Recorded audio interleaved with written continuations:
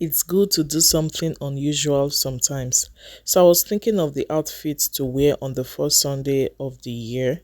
So two styles came to my mind, this Bubu dress and buba and wrapper, that's a blouse and wrapper. But later I just chose this style.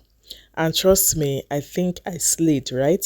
So before I go to the tutorial, if you are new to this channel, you are most welcome. Please do not forget to subscribe, like, comment, and share this video. This fabric is almost 6 years, so I took out about 1.5 years. So that's my inspiration right there. Then I folded this fabric into two on the right side. So this is one of those designs or styles that you sew on the right side. So after folding it into two, I folded it into two again, just as you can see me do. And I went ahead to mark my neck width of about 4 inches and neck depth of about 4 inches. So this like a standard, especially if you're an average sized woman. But if not, maybe if you are slimmer, you can just go ahead to use maybe 3.5 by 3.5. Then sometimes you can decide on your neck design, either a u-neck or a v-neck, but I think I preferred the u-neck. So this style is very easy.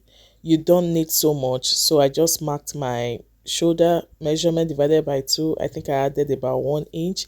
Then I came down to mark my armhole.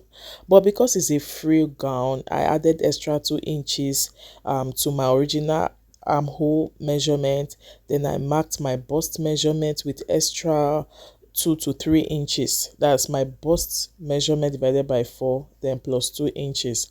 Then I came down to my hip area. I marked it with an extra 2 to 3 inches. Then straight down to the hem.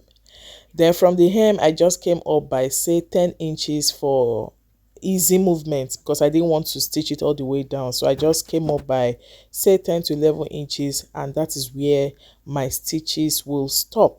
So when I was done marking it, I just used my pin to transfer the measurements to the other side of the fabric, and that's what I'm doing right there. So I just use my chalk to project the marks. Then I held everything down with pins, because this lace let me tell you, is very heavy. Even though you can't notice it from this video, it's quite heavy. So if you don't hold it down with pins, it may end up not aligning properly. So once I was done pinning everything, I got my bias, my white bias, and I piped the neckline. So in this video, I didn't really show how I piped it, because I have a similar video on how I piped the neckline of my buba, the one I made for a client. Is just very similar. So once I was done piping the neck, I just pinned it down again to retain that measurement. You see, just pinning it down to hold it in place. Then I just took it straight to the sewing machine to sew along the chalk lines, and I did it for the two sides. And don't forget that I'm not going to stitch it to the end. I stopped at about 10 to 11 inches above the hem.